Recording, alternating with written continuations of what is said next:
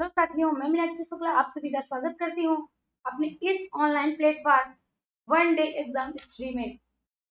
साथियों, समय हो चुका है और ठीक 1 बज चुके हैं और हम आपके लिए लाए हैं संस्कृत की एक नई टेस्ट सीरीज।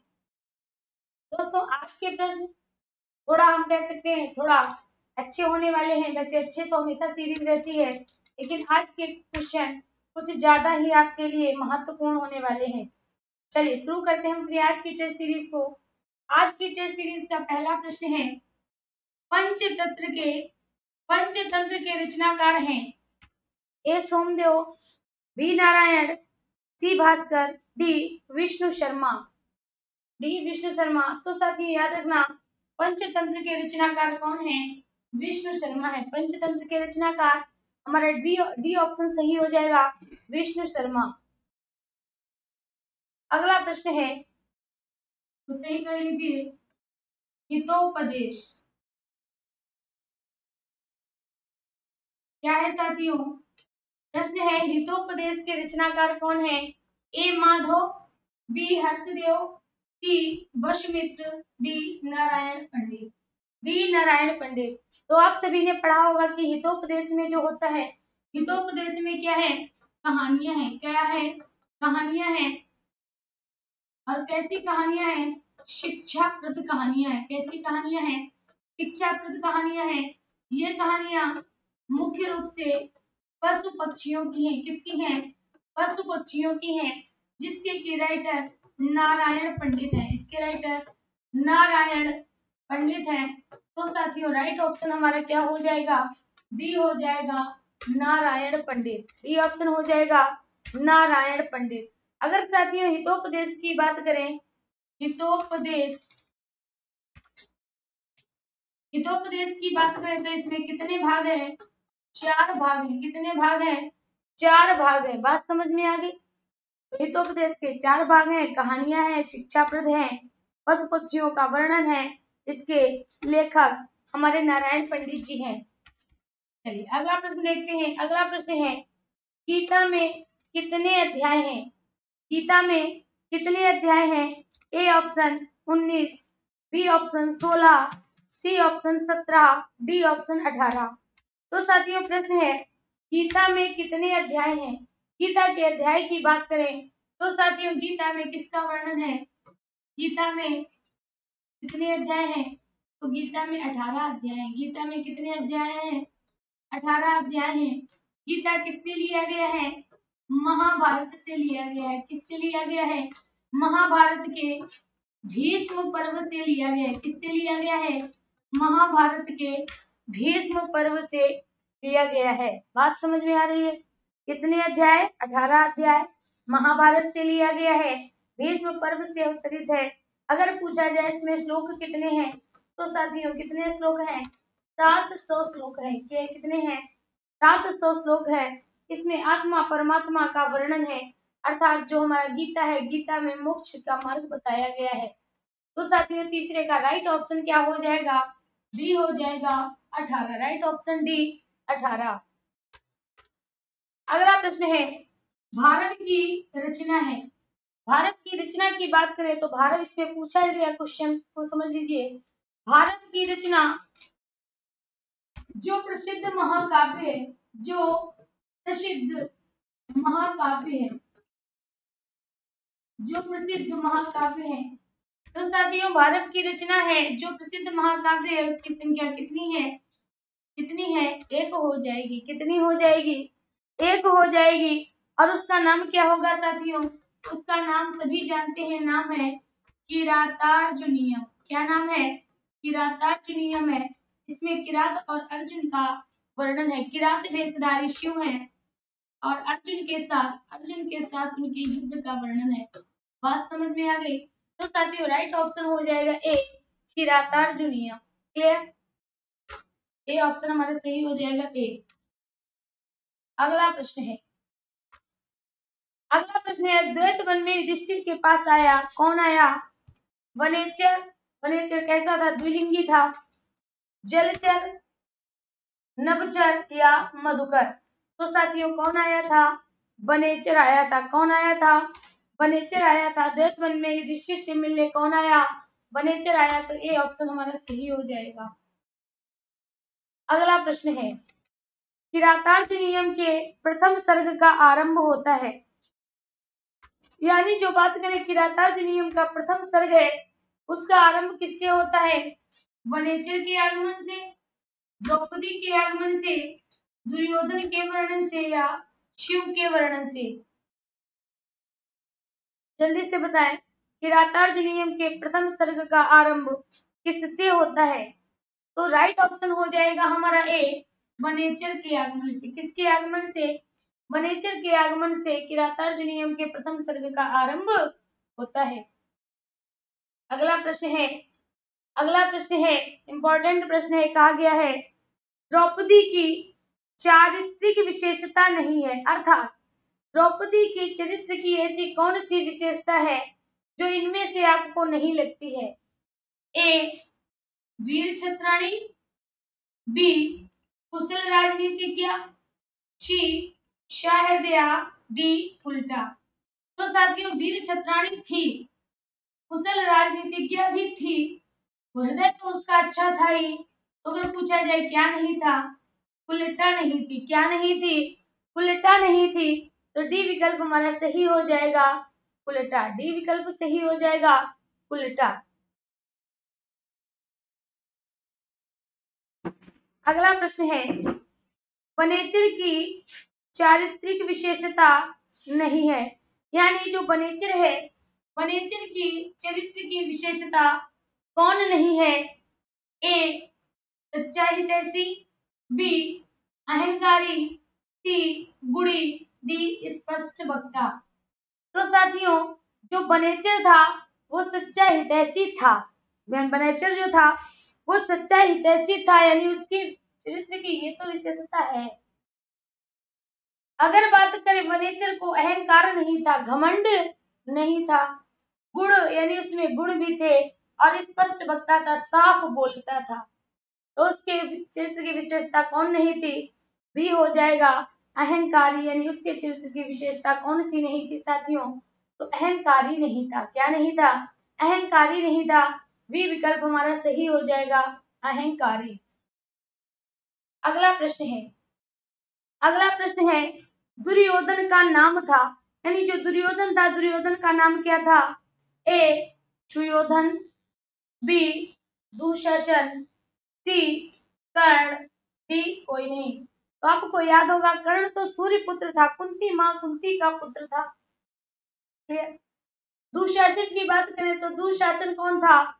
दुशासन वही व्यक्ति था जिसने सभा में द्रौपदी का चीर खींचा था, चीर हरण किया था।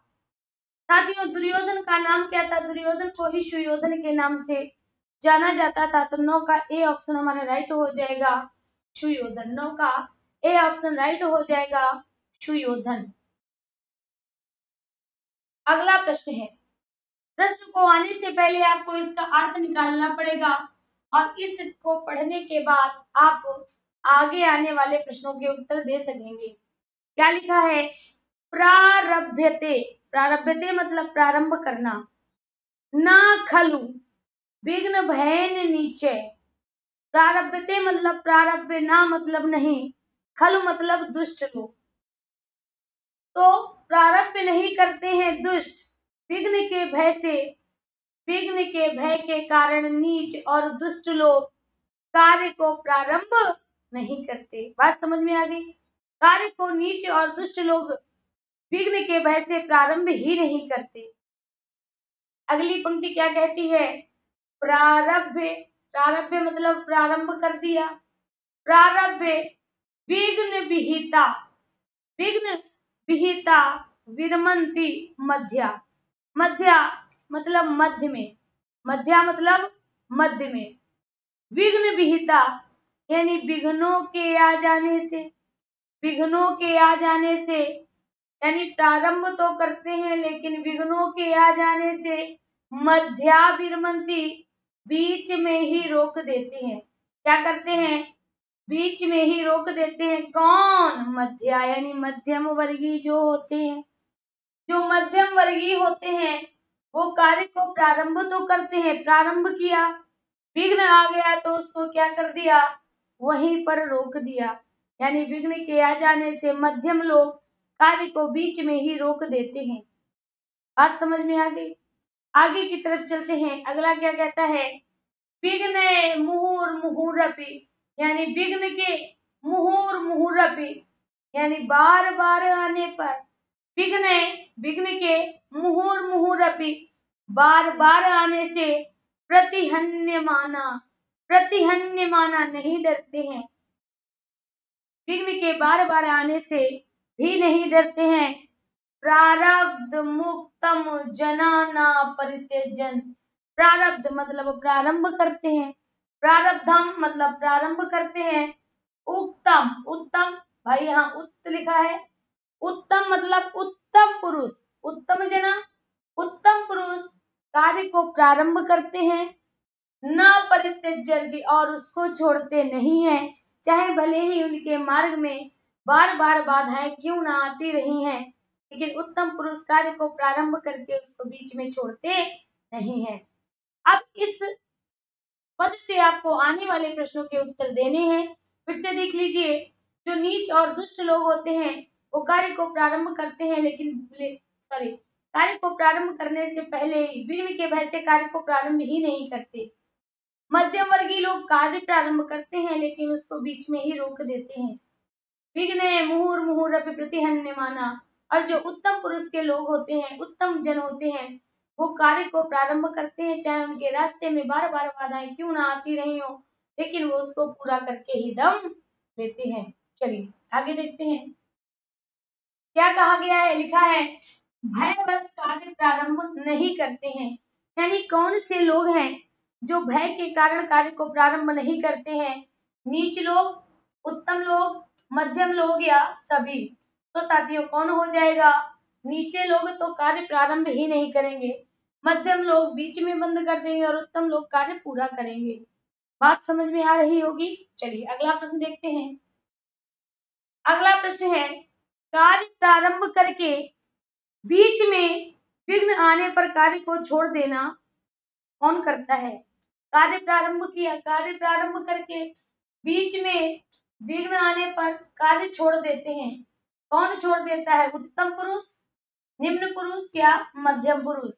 तो हमने आपको बताया कौन रोक देता है, मध्यम पुरुष बीच में ही रोक देते हैं या बंद कर देते हैं, रोक देते हैं या बंद कर देते हैं। अगला प्रश्न है, विघ्न के द्वारा बार बार बाधित होने पर भी, विघ्न के द्वारा बार बार बाधित होने पर भी कार्य पूरा किए बिना नहीं छोड़ते। बार बार विघ्न आ जाए लेकिन फिर भी जब तक कार्य पूरा नहीं होता उसको नहीं छोड़ते। कौन, विद्वान पुरुष, उत्तम पुरुष, मध्यम पुरुष या निम्न पुरुष। तो राइट ऑप्शन क्या हो जाएगा, निम्न पुरुष कार्य शुरू नहीं करते, मध्यम शुरू करके रोक देते हैं, उत्तम उसको लास्ट तक खींचते रहते हैं। तो बी ऑप्शन हमारा राइट हो जाएगा, उत्तम श्रेणी वाले। क्या होगा, बी विकल्प हमारा सही हो जाएगा, उत्तम श्रेणी वाले। चलिए आगे अगले प्रश्न का आंसर देना है। लिखा है परित्यजन्ति, परित्यजन्ति पद में उपसर्ग कौन सा है, जल्दी से बताएं। परित्यजन्ति पद में उपसर्ग कौन सा है। ए प्रा, बी परा, सी परि, डी निस। तो देखिए साथियों, अगर हम बात करें परित्यजन्ति तो शब्द क्या निकलेगा, प्रा तो है ही नहीं तो ये तो नहीं होगा, परा भी नहीं है और निस भी नहीं है, तो क्या हो जाएगा, परि हो जाएगा। परि को निकाल ले तो त्यजन्ति हो जाएगा, परि को निकाल लिया तो त्यजन्ति बन जाएगा। तो उपसर्ग क्या होगा, परिधन त्यजन्ति। क्या होगा, परिधन त्यजन्ति। सी ऑप्शन हमारा सही होगा। चलिए आगे की तरफ चलते हैं। अगला प्रश्न है, इस श्लोक में कितने प्रकार के मनुष्य बताए गए हैं। तो आपने देखा श्लोक में क्या बताया गया है, एक तो नीचे यानी निम्न पुरुष बताए गए हैं, दूसरा मध्यम पुरुष और तीसरा उत्तम पुरुष। तो पुरुष कितने प्रकार के बताए गए हैं? डी ऑप्शन हमारा राइट हो जाएगा, 3। डी ऑप्शन राइट हो जाएगा। 3 प्रकार के पुरुष बताए गए हैं, 3 प्रकार के पुरुष बताए गए हैं। अगला प्रश्न है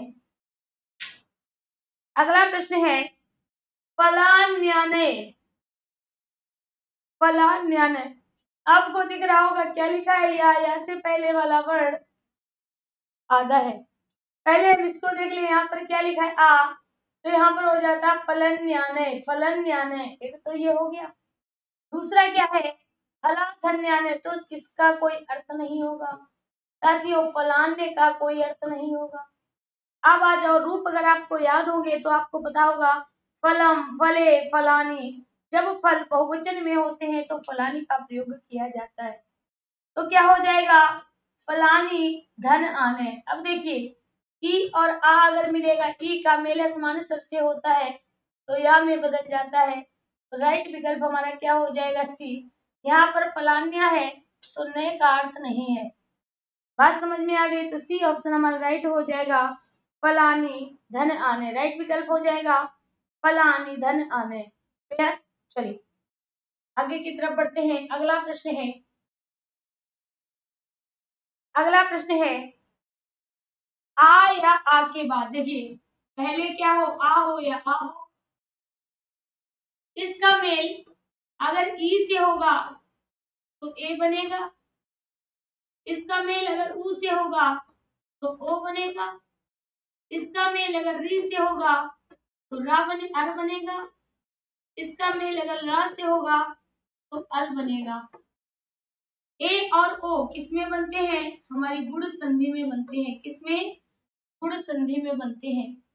दीर्घ संधि में क्या होता है? आ के बाद आ आता है, क्या होगा? आ आएगा। वृद्धि संधि में आ और आ के बाद, वृद्धि संधि में क्या होता है? वृद्धि संधि में क्या होता है? आ और आ के बाद ए और ओ आते हैं। ए है या ओ आता है। बात समझ में आ गई? तो ए का ए हो जाता है और ओ का ओ हो जाता है। अयादी की बात करें, चलिए पहले गुण की बात कर लेते हैं। गुण का ये दिया हुआ है। अयादी की बात करें तो ए, ओ और ओ, इनका मेल अगर समान स्वर से होगा, किसी भी स्वर से हो तो ए का ए का आय, ओ का अब और ओ का आव हो जाता है। बात समझ में आ गई? तो राइट विकल्प हमारा क्या हो जाएगा? बी हो जाएगा। सॉरी, राइट विकल्प हमारा क्या हो जाएगा? बी हो जाएगा, गुण संधि। राइट विकल्प बी, गुण संधि। चलिए अगला प्रश्न देखते हैं। अगला प्रश्न कहा गया है यचो एवा यावा। एचओ, एच किसे कहते हैं? देखिए आई उड़, री लक, ए ओंग, ऐ औच। तो क्या कहा गया है? सॉरी, क्या कहा गया है? एच प्रत्यय, यानी ए, ऐ, ओ और औ। बात ध्यान से सुनना। इनका मेल जब असमान स्वर से होगा, किससे? असमान स्वर से होगा तो ए का, देखिए यहाँ पर क्या लिखा है? ये आ है ना, अवग्रह आ या ऐ हो जाएगा। ऐ का अब यहाँ पर या के साथ आ है, अब ओ दिया है ना, देखिए ए और ओ का क्या हो जाएगा? अब हो जाएगा। क्लियर? और साथियों ऐ का क्या हो जाएगा? आय हो जाएगा। और ओ का क्या हो जाएगा? आप हो जाएगा। क्लियर? तो ये सूत्र किसका है? अयादी संधि का है। किसका? अयादी संधि का। गुण का आद गुणा है, गुण का आद गुणा है, वृद्धि का वृद्धि रेची है, वृद्धि का वृद्धि रेची है, विसर्ग का विसर्जनीय है, विसर्जिक का विसर्ज नहीं आया तो राइट ऑप्शन हो जाएगा बी अयाधि। अगला प्रश्न बहुत अच्छा प्रश्न है। प्रश्न है मुनि धन अत्र मुन्यत्र। मुनि धन अत्र मुन्यत्र में संधि कौन सी है? मुनि धन अत्र। अब देखिए यहाँ पर क्या है, ई है। ई किससे मिल रहा है? आ से, तो किसमें बदल जाएगा? या से। अब जब बदलेगा तो ये वाला वर्ण आधा हो जाएगा। क्या होगा? ना आधा हो जाएगा, मुन हो जाएगा, क्योंकि ई और आ मिलकर या बने हैं ना, इसीलिए तो क्या हो जाएगा? राइट हो जाएगा मुन्यत्र। और इसमें कौन सी संधि होगी? ए भी हमारा हो जाएगा यड़ संधि। क्या होगा? यड़ संधि हो जाएगी। प्रकृति भाव संधि में याद रखना दोनों तरफ हमारे द्विवचन शब्द होंगे। दोनों तरफ द्विवचन शब्द होंगे, उसी को प्रग्रहण संज्ञा भी कहा जाता है। क्या कहा जाता है? प्रग्रहण संज्ञा भी बोला जाता है। ठीक है। पर रूप, पर रूप एंग पदांता दधि। पर रूप किसको कहते हैं? बाद वाले रूप के अनुसार परिवर्तित हो जाएगा। यहाँ पर प्रा है, यहाँ पर कुछ है तो इसके साथ क्या हो जाएगा? जैसे लिखा है एजते। ठीक है, तो यहाँ पर क्या हो जाएगा? प्रेजते। क्लियर? अगर इसी तरह दीर्घ की बात करें तो दीर्घ में क्या होता है? बड़ा आ, बड़ी ई, बड़ा ऊ और री। बड़ा आ, बड़ा ई, बड़ा ऊ, बड़ा री। री नहीं होता है बड़ा, इसीलिए क्या हो जाएगा? दीर्घ संधि में हमारे मुख्य रूप से 4 वर्ण आते हैं, लेकिन 3 ही वर्ण इसमें गिने जाएंगे। चलिए अगला देखते हैं। अगला प्रश्न क्या है? पुरमाणा में प्रकृति एवं प्रत्यय। तो पुरमाणा में साथियों कौन सा हमारा धातु होगा? क्रा होगा। कौन सा धातु? क्रा होगा। अब बचा क्या? मान बचा। क्या बचा? मान बचा। आपको मान नहीं समझ में आएगा साथियों, यहाँ पर जो ड़ा है यहाँ पर ना होगा, इसीलिए ड़ा में बदल गया है।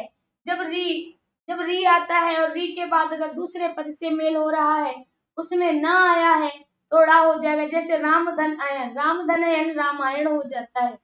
ठीक वैसे ही क्राधनमान कुर्बान हो जाएगा। क्राधनमान कुर्बान हो जाएगा। अब अगर लेप होता तो क्या होता?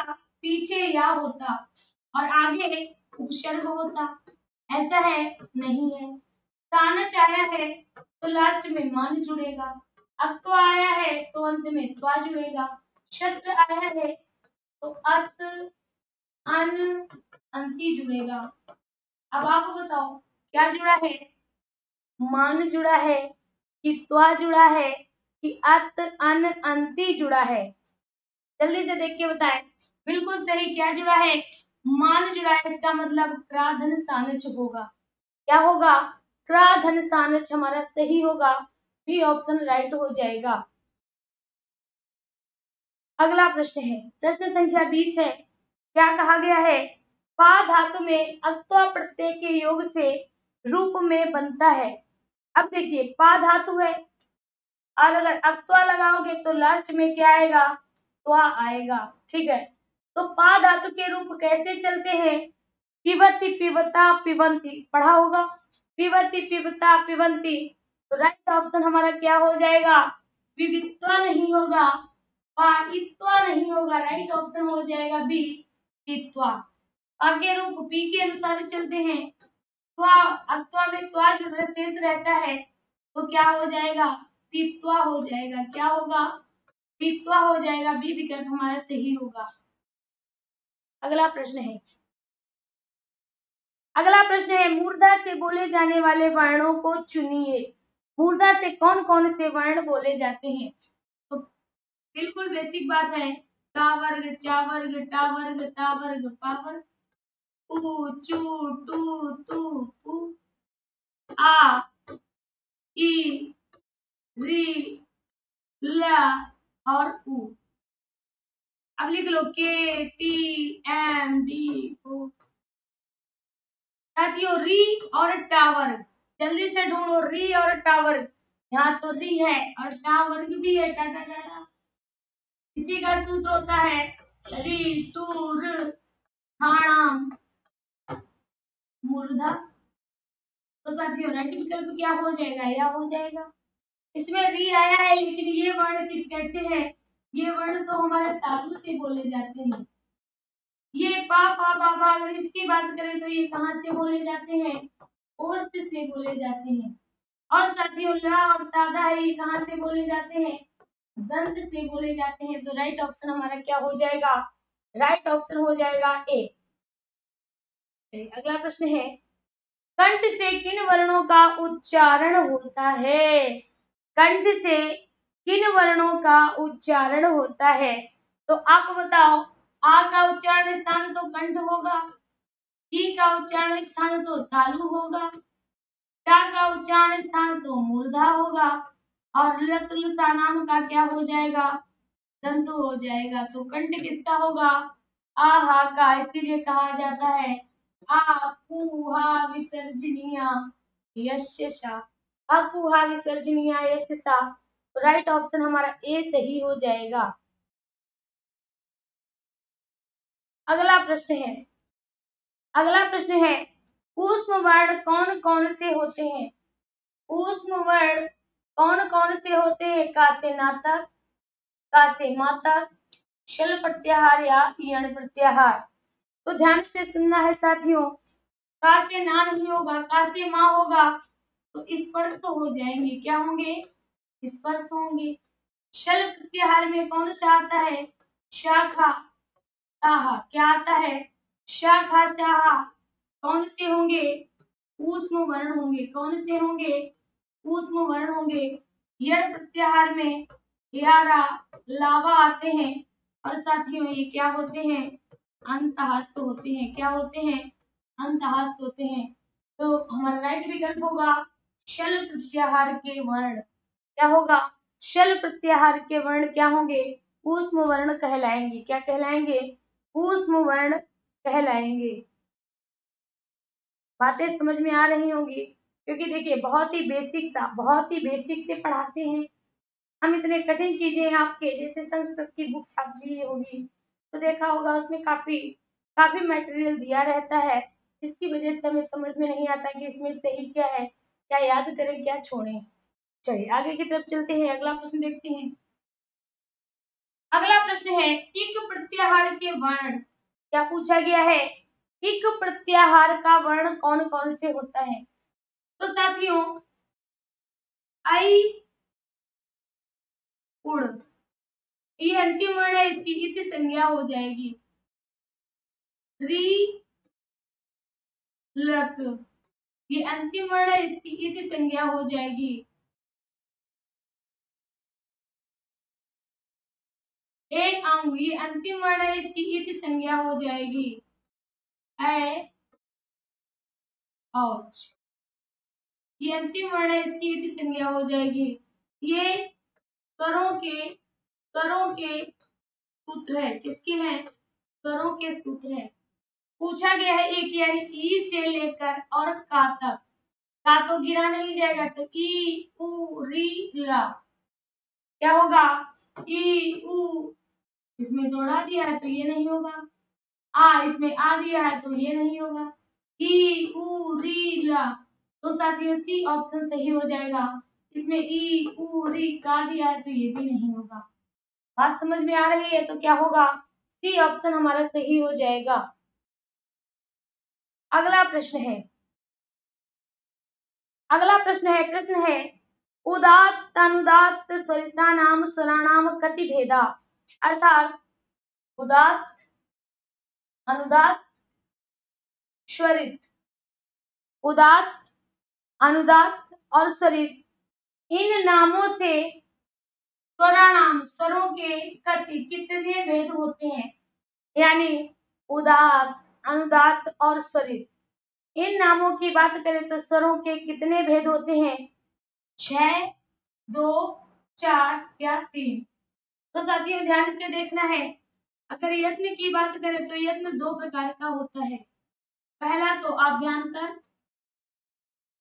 और दूसरा होता है बाह्य। बाह्य भी 2 प्रकार का होता है। एक तो व्यंजन के होते हैं और दूसरे स्वर के होते हैं। स्वर के होते हैं 3 और व्यंजन के होते हैं 8, यानी टोटल कितने होते हैं? 11 होते हैं। अभ्यंतर के 5 होते हैं। अभ्यंतर में व्यंजन के 3 और स्वर के 2 होते हैं। स्वरों के 3 कौन कौन से होते हैं? तो सबसे पहला होता है उदात्त, अनुदात्त और स्वरित। कौन से? उदात्त, अनुदात्त और स्वरित। तो साथियों ऑप्शन हमारा डी राइट हो जाएगा। 3 होते हैं, उदात्त, अनुदात्त और स्वरित। उदात्त, अनुदात्त और स्वरित। चलिए अगला प्रश्न देखते हैं। अगला प्रश्न बहुत अच्छा प्रश्न है, जल्दी से कमेंट करें, जल्दी से आंसर करें। प्रश्न है साधकतम करणम सूत्र विभक्ति, यानी साधकतम करणम में कौन सी विभक्ति होगी? तो आप बताओ। कर्ता ने, कर्म को, करण से, तो जहां पर साधक करण साधक के रूप में प्रयोग हो या साधक करण है तो वहां पर कौन सा हो जाएगा? तृतीया हो जाएगा। कर्ता ने कर्म को करण से। तो साथियों राइट ऑप्शन हो जाएगा बी, तृतीया। राइट ऑप्शन हो जाएगा बी, तृतीया। क्लियर है? बातें समझ में आ रही होंगी तो साथियों क्या होगा? बी ऑप्शन हमारा राइट हो जाएगा, तृतीया। अगला प्रश्न है, अगला प्रश्न है कर्णेन बधिरा। कर्णेन मतलब कान से, कर्णेन मतलब कान से, बधिर, बधिर कहते हैं बहरे को। आपने सुना होगा मूक बधिर। मूक मतलब जो मुंह से गूंगा और कान से बहरा हो, वो मूक बधिर कहा जाता है। तो कहा गया है कर्णेन बधिरा, कान से बहरा में कौन सा सूत्र प्रयुक्त हुआ है? में कौन सा सूत्र प्रयुक्त हुआ है? साधकतम करणम, करण जब साधक के रूप में बने तो साधकतम करणम। सहयुक्त प्रधाने, जब सह साकम समम साध नवीन शब्दों का प्रयोग हो तो सहयुक्त प्रधाने। एन अंग विकारा, एन जिस अंग में विकार हो, जिस अंग में विकार हो, जिस अंग में खराबी हो तो उसमें क्या लगता है? एन अंग विकारा लगता है। क्या लगता है? एन अंग विकारा लगता है और हमारी क्या हो जाती है? तृतीया हो जाती है। ठीक है। कर्ता करणयोः तृतीया, जब कर्ता, जब करण कारक होता है, सॉरी, जब कर्ता से कर्मवाच्य बनाया जाता है तो कर्ता करण में बदल जाता है।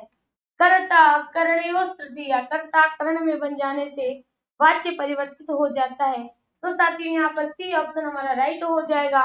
जिस अंग में विकार हो उसके लिए ये नांग विकारा लगेगा, अर्थात कर्णेन बधिरा, कान से बहरा। कर्णेन बधिरा, कान से बहरा। तो साथियों क्या हो जाएगा? हमारा सी ऑप्शन राइट होगा, ए नांग विकारा।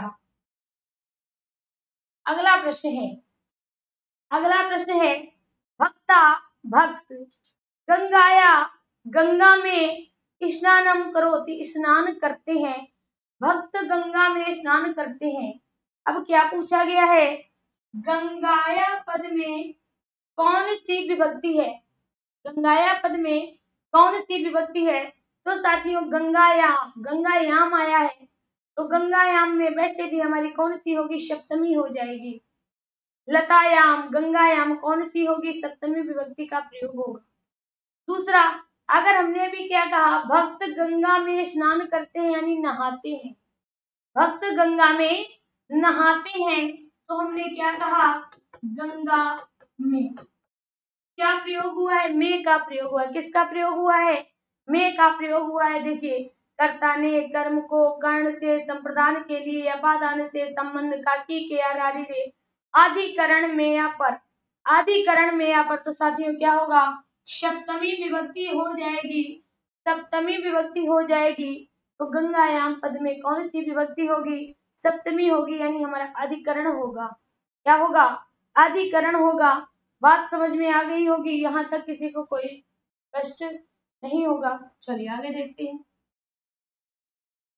अब देखते हैं अनु उपसर्ग से शब्द बनता है। अनु उपसर्ग से शब्द बनता है, ध्यान से देखना साथियों। अगर हम यहाँ से अनु को निकाल लेंगे तो सिर्फ भाव बचेगा, इसका कोई अर्थ नहीं होगा। आगे देखिए क्या लिखा है? आगे लिखा है अनु श्री। अगर हम अनु से निकाल लेंगे, अनु को निकालेंगे तो सिर्फ और सिर्फ श्री बचेगी। भले ही श्री लक्ष्मी जी को कहा जाता है लेकिन यहाँ पर क्या बचा, सिर्फ एक शब्द बचा, सॉरी सिर्फ एक वर्ण बचा और वो भी स्वर सहित। आगे देखिए, अगर हम यहाँ से अनु को निकालेंगे तो क्या बचेगा, पम बचेगा, जिसका कोई अर्थ नहीं होगा। आगे देखिए यहाँ पर क्या लिखा है, अनुगमन। क्या लिखा है, अनुगमन। तो साथियों अगर इससे हम अनु निकालेंगे तो क्या बचेगा, गमन बचेगा, और यही हमारा राइट होगा। डी पार्ट राइट हो जाएगा, अनुगमन। क्या होगा, डी पार्ट हमारा राइट हो जाएगा, अनुगमन।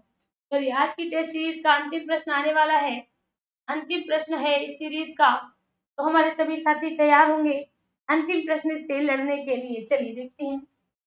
अगला प्रश्न है, अवज्ञा में उपसर्ग है, तो इसको हमने आपको पहले भी बताया। साथियों ये इम्पोर्टेंट प्रश्न है, कारण कि इसमें आपको दिखता नहीं है, जो होता है वो आपको दिखता नहीं है। लिखा है अवज्ञा में उपसर्ग, तो अति तो आया नहीं, ये तो ऐसे निकल गया। उपसर्ग हमेशा कहाँ होते हैं, आगे होते हैं। उपसर्ग कहाँ होते हैं, आगे होते हैं। अब भी नहीं है, अगर हम आ निकालेंगे तो वज्ञा बचेगा, इसका कोई अर्थ नहीं है। तो साथियों राइट होगा अब। कैसे, अब धन आज्ञा। क्या होगा, अब धन आज्ञा अवज्ञा हो जाएगा, अब धन आज्ञा अवज्ञा हो जाएगा। तो साथियों ये थी हमारी आज की टेस्ट सीरीज। आशा है आपको बेहतर लगी होगी, समझ में आया होगा, कहीं से कोई प्रॉब्लम्स नहीं हो रही होगी। चलिए अगली बात हमारे उन साथियों के लिए है जिनको मैथ में थोड़ा थोड़ा नहीं हम कह सकते हैं बहुत ज्यादा कमजोर हैं, बहुत उनकी सफलता की राह में रोड़ा बन के खड़ा हुआ है मैथ। तो साथियों आपके लिए हमारी टीम्स के द्वारा सर ने मैथ की जिम्मेदारी लेके रखी है कि मैथ में पूरा टेट और सुपर टेट कवर कराएंगे आपको। इसके लिए आपको फीस बहुत कम देनी पड़ेगी और इसी से आप अपनी पूरी मैथ की तैयारी कर सकते हैं। साथियों ये गारंटेड बैच है, कोशिश है कि इससे आपका पूरा पेपर फंसाया जाएगा। पेपर लीक नहीं कराते हैं, पेपर फंसाने का अर्थ है कि हम आपको वो ट्रिक्स पढ़ाएंगे, वो हम आपको मेथड बताएंगे जिससे आप कम समय में अपने सारे क्वेश्चंस कर सकते हैं। अगर आप हमारे बैच को लेना चाहते हैं तो इसके लिए सबसे पहले धुरीना ये एप्स डाउनलोड करिए। जब ये एप्स डाउनलोड कर लेंगे तो साथियों आपको इस तरह से दिखेगा, रजिस्टर करिए। रजिस्टर करने के बाद आप अपने सर को ढूंढ लेना कि लिखना है math 02 hero batch for UP TET and super TET, दिख जाएगा, सर की फोटो आ जाएगी और बस इसी को बाय नाउ कर देना है। आप बैच परचेज कर लेंगे। क्लासेस स्टार्ट हो चुकी हैं, समय बिना गवाए जल्दी से ज्वाइन कर लें जिससे कि आपकी प्रॉब्लम्स का सलूशन मिल सके। तो ये था दोस्तों आज की टेस्ट सीरीज। आशा है बेहतर लगी होगी, कमेंट करना बिल्कुल मत भूलिए। जय हिंद।